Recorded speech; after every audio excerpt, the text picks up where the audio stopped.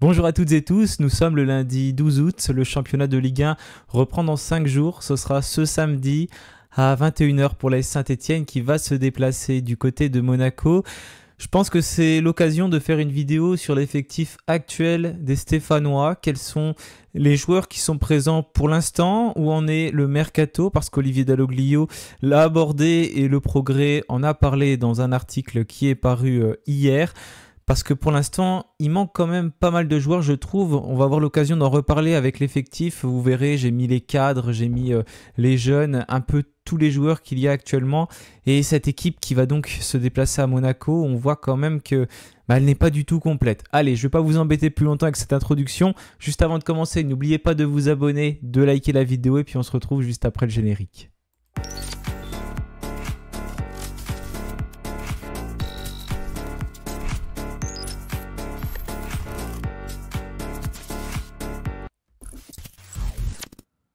Le voilà, j'ai mis l'effectif actuel de l'AS Saint-Etienne, les possibilités pour Olivier Dalloglio lors du match contre l'AS Monaco. Il y a des joueurs que je n'ai pas mis. Par exemple, je n'ai pas parlé de Léo Petro parce qu'il sera trop juste, d'Ibrahima Wadji, de Mahmoud Bentaïg, des joueurs pour l'instant qui ne seront pas dans le groupe, et puis de Masson également qui est suspendu. C'est donc Nzouzi qui va vraisemblablement démarrer à gauche. Regardez l'effectif probable et potentiel que devrait aligner Olivier Dalloglio. Alors, je vais déjà vous décrire quelles sont toutes ces couleurs. J'ai mis en rouge les joueurs qui pour moi sont censés être des cadres de l'effectif stéphanois. En blanc, c'est des joueurs normaux qui sont censés être titulaires, on va dire. C'est toujours le joueur titulaire qui est en blanc, en tout cas pour moi. Et puis en vert, c'est les autres joueurs qui sont remplaçants. Donc c'est surtout des jeunes parce que ce ne sont pas encore des cadres pour la plupart. Donc voilà à peu près comment répertorier tout ça. Dans les buts, ce sera bien évidemment Gauthier Larsonneur. On sait que Saint-Etienne recherche un gardien de but. On va y revenir dans quelques instants. Ça devrait donc être Issaka Touré qui va l'accompagner parce que pour l'instant, Saint-Etienne ne dispose pas d'autres gardiens. Etienne Green étant parti en Angleterre. Boubacar Fall étant toujours blessé, je pense, parce qu'on ne voit plus ce jeune gardien. Et voilà, sinon, Larsonneur est un peu seul au monde dans cette hiérarchie. Et c'est l'occasion aussi pour Touré de se faire une place, mais on sait que Saint-Etienne recherche activement à ce poste. Je voudrais parler déjà à gauche parce que ce sera Nzouzi qui sera aligné. On l'a vu quand même souvent en difficulté lors des matchs amicaux. C'est pas un reproche, c'est tout à fait normal pour lui. Je l'ai vu quand même faire un bon premier match, il me semble, je l'avais trouvé intéressant. Ça devait être lors du premier match parce que je me souviens d'un moment où il était assez intéressant et puis après ça a été un peu plus compliqué. J'ai lu un article pour le dernier match contre Kiel. D'ailleurs, on a gagné 3-2, vous le savez certainement, parce que j'ai pas fait de vidéo depuis, il n'était pas diffusé. Il y a eu une prolongation, on s'est imposé dans les prolongations. C'est Othman qui a marqué le dernier but. Les buts sont disponibles sur la chaîne YouTube de Saint-Etienne. Ils sont assez jolis, les trois. Donc Nzouzi sera le seul homme qui devrait être titulaire. Et après, si jamais Nzouzi doit sortir à un moment donné, là, on peut se poser des questions parce qu'on se rend compte qu'il n'y a personne. Je ne sais pas qui va être là, Petro étant sur le carreau, Bentaïg également, et puis Masson qui n'est pas là parce qu'il est suspendu. En défense centrale, on va dire c'est un peu là qu'on a le plus de possibilités. Je vois bien une charnière centrale Nadé Batoubin-Sika. Je ne suis pas sûr qu'Abdelhamid, pour l'instant, ait fait vraiment sensation, qu'il a montré tout simplement aux yeux d'Olivier Dalloglio qu'il devrait être titulaire. De là, faire perdre sa place à un Mika Nadé qui a été intéressant l'année dernière. Après, c'est vrai que Nadé n'est peut-être pas encore trop en forme parce que on le voit, il est arrivé durant la deuxième partie de la préparation des Stéphanois. Donc il faut le temps qu'il se mette en jambes, ce qui pourrait ouvrir la possibilité à Abdelhamid. Mais attention parce qu'Abdelhamid est sorti lors du dernier match, touché au niveau d'une cheville. Mais apparemment, d'après ce que j'ai pu lire, il n'y aurait rien de bien grave. Mais attention, toujours méfiance avec les examens. Donc c'est peut-être la porte qui va s'ouvrir pour Abdelhamid. Batoubin-Sika devrait être titulaire sans surprise parce que c'est tout simplement pour le coup un vrai cadre de l'effectif stéphanois. Il l'a prouvé l'année dernière notamment parce qu'il a été tout simplement très bon hein, dans ce poste de défenseur, notamment quand il était avec Nadé, mais aussi avec Briançon. Justement, Briançon, je le laisserai sur le banc. Je pense que pour l'instant, il est plus trop dans la hiérarchie avec Dalloglio par rapport aux autres défenseurs qui sont venus. Owusu, le jeune joueur qui n'a pas joué lors du dernier match contre Kiel, mais qui a aussi eu quelques minutes de jeu et franchement, il a été assez intéressant. Je l'ai même trouvé avec Briançon qui a prouvé de belles choses et il s'est pas caché derrière Anthony Briançon, bien au contraire, il allait sur les ballons et il a été très intéressant lors de l'avant-dernier match, je crois que c'était contre Retafe qu'il était aligné avec Briançon. Apia sur le côté droit, qui est un cadre de Saint-Etienne accompagné de Pedro sur le banc. Pedro, c'est un jeune joueur, aussi on l'a vu en difficulté, mais il ne faut pas lui tomber dessus parce que tous ces jeunes joueurs, ils sont là pour progresser, apprendre des choses. Hein. C'est vraiment des tout jeunes joueurs. Hein. Ils ont entre 16 à 20 ans. Donc, c'est des joueurs qui doivent progresser. Hein. Un peu tous ceux qui sont en vert clair, d'ailleurs. Amougou, qui est quand même un jeune joueur de 18 ans. Mais on le sait, Amougou, c'est un grand espoir du centre de formation de Saint-Etienne. Il l'a montré notamment lors de l'Euro U19 avec la France. Il y avait Aymen Aiki d'ailleurs avec lui. Amougou qui a été aussi intéressant lorsqu'il est revenu sur les matchs amicaux. Une belle vision de jeu, des passes appuyées vers l'avant. Quelqu'un qui est vraiment capable de distiller de très précieux ballons. Et c'est un joueur qui va certainement progresser. Et à l'heure actuelle, en compagnie de Monconduit et de Terdieu, ce poste de numéro 6, toujours très dur de placer les joueurs parce qu'on pourrait mettre également Mouton, Fomba, mais je pense qu'ils seront un cran plus haut ces deux joueurs-là. C'est pour ça que j'ai mis avec Monconduit et Tardieu. Et c'est peut-être deux joueurs qui sont invités aussi à se trouver une porte de sortie.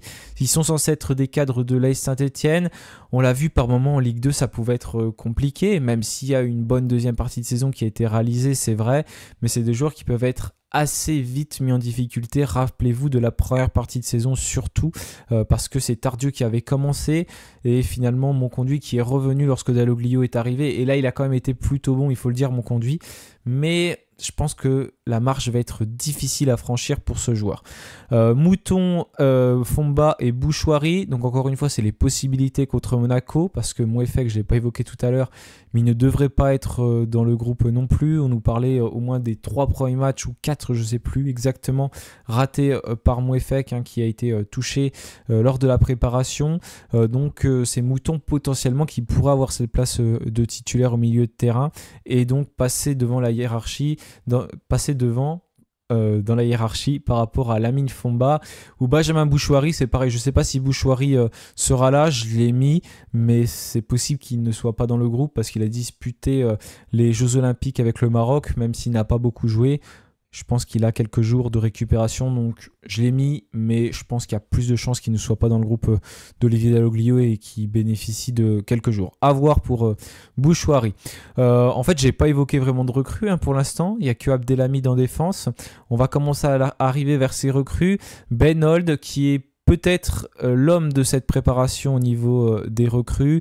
Il a été aligné au poste d'ailier, puis de milieu plus relayeur numéro 10, c'est désormais le poste qui semble lui être attribué parce que Olivier Dalloglio n'a pas forcément d'autres possibilités et Ben Old a montré de belles choses aussi, tout comme Antoine Gauthier que j'ai beaucoup aimé durant cette préparation, et puis Sahraoui. Je trouve qu'on n'en parle pas assez de Sahraoui, mais le jeune joueur, je crois qu'il est né en 2005 si je dis pas de bêtises, et il s'est beaucoup montré et j'ai bien aimé son activité, donc je serais pas surpris qu'il soit aussi dans le groupe. D'ailleurs, pour la Ligue 1, on a le droit à 20 joueurs dans le groupe, donc il y a des choix à faire, il y a 11 titulaires, et c'est comme en Ligue 2, il y a le droit à 5 changements en 3 sessions, donc on va voir quel choix il va faire, parce qu'on se rend compte, je vais finir avec les joueurs déjà, Cafaro qui devrait être titulaire, et c'est pareil, Olivier Dalloglio a évoqué que il pourra en faire plus Cafaro, parce que pour l'instant c'est pas ça qui était ça. Davitashvili qui a été aussi très en forme durant cette préparation avec Boki, un peu plus en difficulté, mais va lui falloir du temps. Et puis en point de l'attaque, c'est pareil, il en attend un petit peu plus Dalloglio. Sissoko, avec Othman qui va être aussi un joueur qu'il va falloir surveiller, qui a marqué des points, et une forte concurrence s'installe entre Othman et Sissoko. Wadji un peu plus en retrait, encore blessé, qui devrait être trop juste, et le progrès indiqué, qui devrait revenir ce jeudi, donc à l'entraînement, donc il devrait être trop juste. Donc pour revenir sur cette composition, on se rend compte qu'on a quand même pas mal de joueurs sur le terrain, c'est vrai, mais des cadres qui n'ont pas forcément beaucoup d'expérience, en tout cas beaucoup d'expérience récente en Ligue 1, parce que regardez tous ces joueurs, c'est surtout Abdelhamid qui a une vraie expérience en Ligue 1 ces derniers mois, dernières années, hein. Il y en a quelques-uns qui en ont une, hein, comme Apia, mais ça reste une expérience qui a été quand même douloureuse, délicate pour ces joueurs-là, qui n'ont pas été très mise en avant dans ce championnat de Ligue 1, et je pense que c'est quelque chose qui nous manque pour l'instant. Et Dalloglio insiste d'ailleurs lors de ses prises de parole là-dessus, comme quoi il aimerait avoir des joueurs d'expérience, alors qu'on parle d'un recrutement de Saint-Etienne plutôt tourné vers la data, et j'ai l'impression qu'il essaye de faire passer un message à chaque fois. Il parle d'expérience, et un peu dans tout, ça fait quelques semaines qu'on entend ça.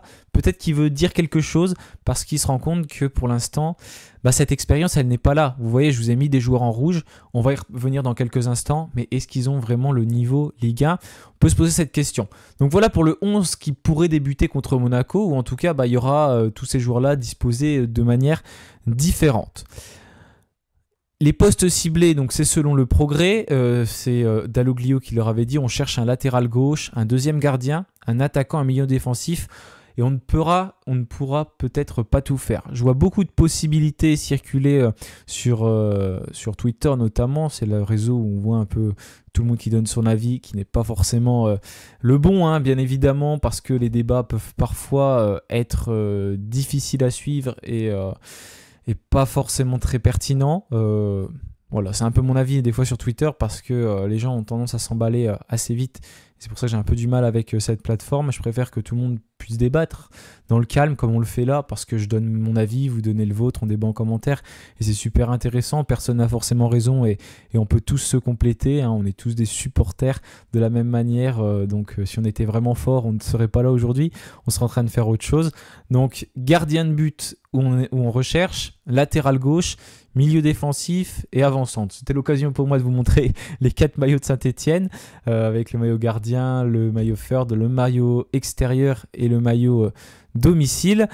Donc voilà pour les propos d'Olivier Dalloglio. Au niveau des postes ciblés en priorité, je les ai répartis sur ce graphique, sur ce visuel plutôt. Donc l'Arseneur en gardien, et il n'y a que Touré à ses côtés. Donc là, on se rend compte que il faut une vraie possibilité sans avoir potentiellement de départ, parce que ça c'est intéressant par rapport à certains autres postes. Là, il ne faut pas d'autre départ, il y a Jack Green qui est parti. Au poste de latéral gauche, on a Nzouzi, Masson, Petro, Benteg. J'ai laissé Nzouzi en blanc, mais il n'est pas forcément titulaire. Là, c'est juste que j'ai fait un petit oubli, c'est plutôt Masson qui est titulaire à ce poste-là. Et là, on se rend compte que va peut-être falloir certains départs, parce que malgré tout, il y en a 4 qui peuvent jouer à ce poste-là. Petro est encore trop juste, Bentaïg pareil, mais est-ce que ces 2 joueurs-là notamment auront le niveau Ligue 1 ? Est-ce que Olivier Dalloglio compte vraiment sur eux ? C'est des questions qu'on peut vraiment se poser, parce que ces joueurs-là, pour l'instant, ils n'ont pas forcément prouvé non plus du côté de la Ligue 1, même si Petro, il a été repéré par Saint-Etienne pour revenir. Quand il était à Lorient, il avait fait une plutôt bonne saison, mais dans une défense à 3. Olivier Dalloglio semble se diriger vers un 4-3-3, quelque chose comme ça, comme il a fait en Ligue 2. Donc au poste de latéral gauche, pour Nzouzi notamment, un prêt potentiellement pourrait être envisagé. J'ai pas d'infos à ce sujet, hein. C'est ce que je pense qui serait bénéfique pour lui, pour pouvoir progresser. Un prêt en Ligue 2, ça pourrait être bien, mais voilà, il faut aussi qu'on recrute quelqu'un à ce poste-là, parce qu'on se rend compte que si Masson n'est pas là, comme ce sera le cas contre Monaco, ça devient très rapidement compliqué pour Saint-Etienne. À ce poste de numéro 6, c'est pareil, il y a du monde. Du coup, là, j'ai remis Fomba et Mouton parce qu'ils peuvent jouer à ce poste. Amougou, donc, qui est potentiellement pour moi titulaire, en tout cas, mais c'est pareil, il est jeune, il a 18 ans. Un jeune de 18 ans, bon, certains l'ont fait, hein, ils peuvent enchaîner les matchs, mais je ne suis pas sûr que ce soit super, notamment quand tu es dans une équipe qui va normalement être en difficulté en Ligue 1. Quand tu survoles comme Paris avec Zaïre Emery, c'est différent, puis il a peut-être un talent supérieur, mais quand tu subis déjà, c'est très fatigant de courir après le ballon. Donc Amougou va falloir aussi le suppléer, et puis on n'a aucune certitude non plus sur ce qu'il sera capable de faire durant tous les matchs. Mais on a Monconduit, Tardieu, donc qui a eu du temps de jeu en deuxième partie de saison avec Dalloglio. C'est bien, on peut se rendre compte avec ces joueurs-là. Tardieu, beaucoup moins. Lamine Fomba, qui a disparu des plans de Dalloglio. Hein, il a très peu joué en seconde partie de saison dernière. En Ligue 2, donc en Ligue 1, j'imagine que le coach Stefano aura du mal à compter dessus. Voilà, ça saute un peu aux yeux par rapport à ce qu'on a vu la saison dernière, hein. À moins que Fomba ait pris un niveau largement plus important. Mais par rapport à ce qu'on a pu voir, je pense que Fomba aura du mal à avoir une place de titulaire, lui qui est censé être un cadre de Saint-Etienne. Et Louis Mouton, c'est pareil, qui revient de près de Pau, qui a été super intéressant à Pau, hein, un peu un milieu défensif, un milieu récupérateur, et qui peut rentrer carrément dans la rotation et qui est pour moi quasiment deuxième avec Amougou, quoi. Donc, ou même Amougou et Mouton qui peuvent être alignés sur le terrain si Amougou est plus en 6 et puis Mouton est plus en 8. Et devant Sissoko, on a Sissoko, pareil, qui a pour l'instant pas forcément montré grand chose, même s'il a marqué en amical, mais Dalloglio l'a précisé, hein, il n'a pas assez pesé pour lui. Hautzmann, qui lui a montré de belles choses en préparation, c'est tout à son honneur, il va falloir qu'il confirme. Et Wadji, qui est une grosse incertitude, une vraie énigme pour Saint-Etienne, parce que pour l'instant, Wadji a vraiment du mal à enchaîner, hein. On l'a vu l'année dernière, où il a marqué le but de la montée, mais sinon, il n'avait pas fait de saison à Saint-Etienne. Et là, il s'est reblessé dès le début, donc il n'a pas encore eu une vraie préparation. C'est ça qui me fait un petit peu peur. En tout cas, pour Wadji, j'ai peur que ce soit difficile pour lui. Et c'est pareil, on n'a pas vraiment de certitude sur son niveau en Ligue 1, parce que ça, c'est vraiment à prendre en compte, hein. Il y a une marche supérieure entre la Ligue 1 et la Ligue 2. Hein. C'est la Ligue 2 et la Ligue 1 plutôt. C'est quand même pas la même chose. Et je rappelle qu'il y a 18 clubs, donc c'est vraiment serré. Il y a vraiment les meilleurs clubs. Là, pour terminer, donc j'évoque les cadres de Saint-Etienne. En tout cas, pour moi, vous avez peut-être un autre avis. Ceux qui sont censés être les cadres. Et on peut se poser des questions sur leur capacité, leur niveau en Ligue 1. Donc, on a l'Arseneur, Masson, Abdelhamid, Batouminsika, Briançon, Apia, plus dans le secteur défensif. Donc, l'Arseneur, pour moi, il lui faut une véritable concurrence. Masson, on l'a déjà vu jouer en Ligue 1, il avait fait de belles choses, mais ça avait été un peu plus compliqué la saison d'après. Abdelhamid, on le connaît, il a été très bon en Ligue 1, mais c'est un joueur qui commence à avoir beaucoup d'âge, hein, qui a 37 ans, donc forcément ça va commencer à tirer pour lui aussi, même si ces dernières années il a beaucoup enchaîné, mais au bout d'un moment ça ne pourra pas forcément tout le temps tenir. Batoubinsika, je pense que c'est quelqu'un qui peut largement tenir la baraque en Ligue 1. Voilà, c'est un défenseur central très puissant et il peut être intéressant. Briançon, pour moi ça va être plutôt compliqué et je pense qu'un départ serait préférable, hein, pour Briançon. On va pas pouvoir se renforcer partout comme l'a dit Dalloglio, donc il y a peut-être des postes là-dedans qu'il faudrait renforcer aussi, mais déjà si on arrive à faire un latéral gauche, un milieu défensif, un avant-centre et un gardien, ce sera déjà très bien pour Saint-Etienne. Et puis c'est pareil, regardez, quand on regarde les cadres, Apia, bon, c'est un joueur qui a aussi été mis en difficulté, qui n'a pas fait une belle saison en Ligue 2 l'an passé. J'ai peur que nos couloirs prennent l'eau à droite et à gauche, et ça aurait été bien aussi d'aller chercher un latéral droit, mais on est à 18 jours de la fin du mercato et il n'y a pas forcément de possibilité qui semble s'ouvrir pour Saint-Etienne, à moins que ça aille très vite, hein, parce qu'on sait que voilà, on peut recruter un joueur à tout moment, parce que Saint-Etienne va également rechercher. Je regarde les joueurs qui étaient... Oui, il y avait Sébastien Nanassi qui était pisté par Saint-Etienne. Bon, Sébastien Nanassi, pour l'instant, on n'a pas vraiment de nouvelles sur le joueur, parce que on se rend compte qu'il y a d'autres clubs qui sont aussi dessus. J'avais vu que Rennes était très intéressé par ce milieu de terrain-là qui performe, et puis...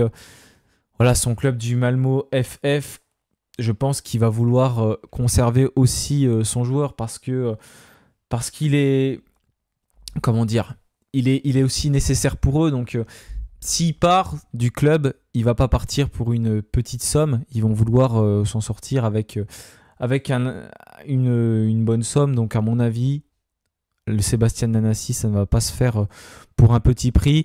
On avait également Barry qui est pisté par Saint-Etienne. Bon, Barry, c'est pareil, on en attend beaucoup, hein, de ce recrutement, mais est-ce qu'il va venir à Saint-Etienne? C'est un dossier qui semble aussi se refermer petit à petit, parce qu'on se rend compte que plus les jours avancent, plus Barry semble s'éloigner de Saint-Etienne, parce qu'on n'a plus vraiment d'infos. On a des infos, mais j'ai vu une somme qui est passée pour 15 millions d'euros. Bref, ça fait quand même cher la recrue, je trouve, en tout cas pour Saint-Etienne, si on va chercher un avant-centre. J'imagine pas qu'on va mettre 15 millions d'euros, même si c'est un joueur qui est quand même très intéressant parce que il marque beaucoup, hein. Il a encore marqué dernièrement avec son club de Bâle. Mais s'il y a d'autres joueurs d'autres clubs qui s'intéressent à lui, eh ben, il y a de fortes chances également que ça devienne compliqué pour Saint-Etienne. Et puis il y a un autre joueur qui est arrivé récemment, c'est Igor Miladinovic, qui a donc rejoint Saint-Etienne il y a quelques jours, le milieu de terrain serbe.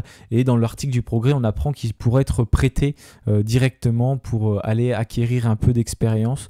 Donc ce serait une possibilité pour Saint-Etienne, donc à voir.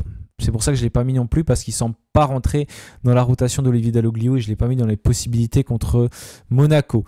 Voilà, j'ai laissé Ben Holt, je me suis trompé, donc ce n'est pas un cadre de Saint-Etienne. Mathieu Cafaro à gauche et Sissoko en pointe, donc on se rend compte que au niveau de l'offensive stéphanoise également, c'est quand même pas mal déplumé, et j'ai oublié de mettre Florian Tardieu, donc il y a quand même pas mal d'erreurs à la fin dans mon graphique, dans mon schéma, mais rajouter Tardieu en dessous de Thomas Monconduit et puis enlever Ben Holt. Et voilà, on se rend compte qu'il n'y a pas forcément un nombre de recrues, de cadres si important que ça du côté de Saint-Etienne. N'hésitez pas à me dire ce que vous en pensez.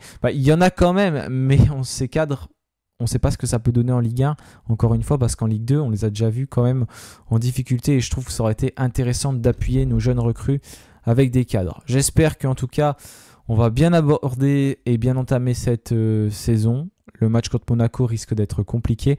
On aura l'occasion d'y revenir bien évidemment dans l'avant-match qui est peut-être la prochaine vidéo, à moins qu'il y ait des actualités. Merci à tous d'avoir suivi celle-ci en tout cas. N'oubliez pas de vous abonner, de la liker. Passez une excellente semaine et puis bien sûr, allez les Verts.